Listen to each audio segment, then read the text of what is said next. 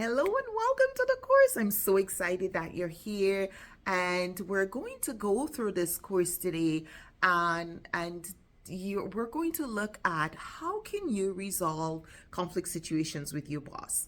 From time to time, there are going to be issues, maybe a miscommunication, maybe you're not seeing things the same way, different perspectives, or it could be a value conflict where your values do not align and you're saying, Joyce, get me out of this. I need this.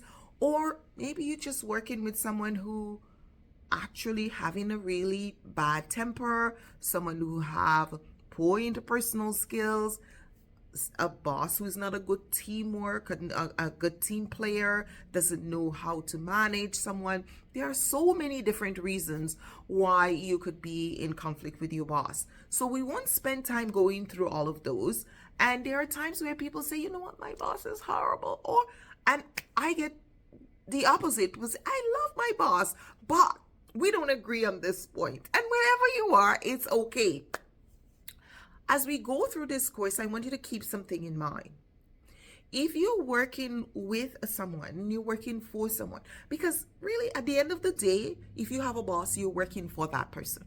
That's really what you're doing, because your work reflects on their ability to manage and supervise you, to give you the information and to give you the guidance to do your work well and provide the resources and keep distractions out of your work so you can concentrate and get your work done well. That's the real part of the boss. That's what they play to help you to do work. So if I'm saying this and you're saying, Joyce, I don't get any of this, none of this happens for me, it's okay, because there is a way that you can get more done with your boss and you can improve your relationship with your boss.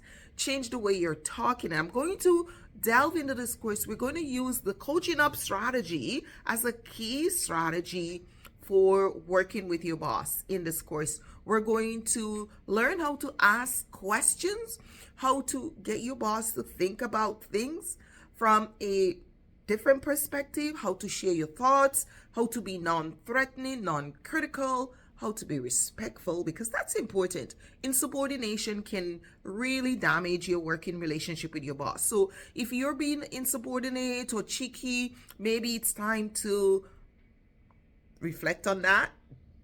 And if you're innocently coming into work and doing your best work, yet you're being penalized, mistreated, underappreciated, overworked, then let's talk about how to transform that situation and get things working in your favor.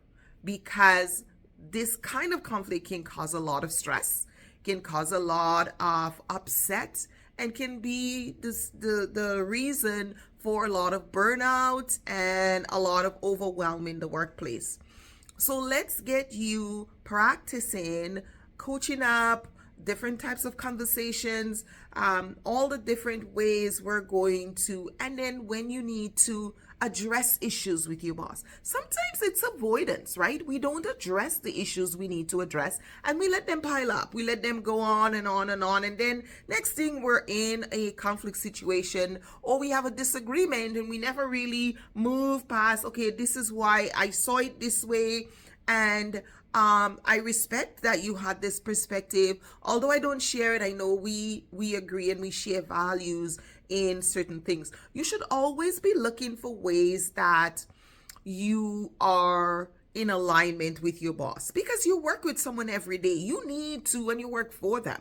And in situations where you're not the only person, I had a client the other day who came and she said, I'm working with my boss and my boss has several other managers with me. My director has several other managers, but I've never worked with my director before. I'm new to her. Most of the other managers reporting to her is she's worked with them either as a team member or supervised them in some form. And so I am the new kid on the block and we don't have an understanding. I don't think we know each other well enough. And I find that my boss is much more pleasant to those she knows, not as pleasant to me. And so this matter went up. There was a grievance. I was called in to address a situation. Now, this started in performance because performance issue when the boss is noticing like this particular behavior or these work and these are the responsibilities I expect from you, and that is not happening, is questioning it, and the manager is saying, well, my other director really liked me, and we got along really well, and then and this new director just doesn't like me because I'm different and because we don't have a history and she has a history and she's nice to everybody else except me. We need to look through this conflict and recognize actually this manager didn't know her job as well and was underperforming. And so this director comes in and say, okay, this is what's expected. This needs to be done. And so the things start getting a little wavy because how come I was good all the time and I'm not good with you? How come you're not telling everybody else what to do? Because everybody else knew the style and the expectation, and they had already spent the time to move up with their job. And she was behaving as if her director was the same old director who let her got away with a lot of things. And then with sessions and as we work through this conflict, we started to see where the gap was.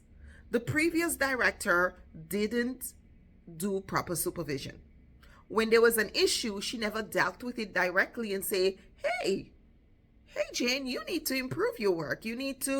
I need you to know this. I need you to be able to guide your team on this. And there are gaps in your knowledge. You're not knowledgeable about this file. And I expect that of you as a manager of a team.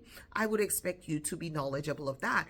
Whereas the former director did not say that, just said,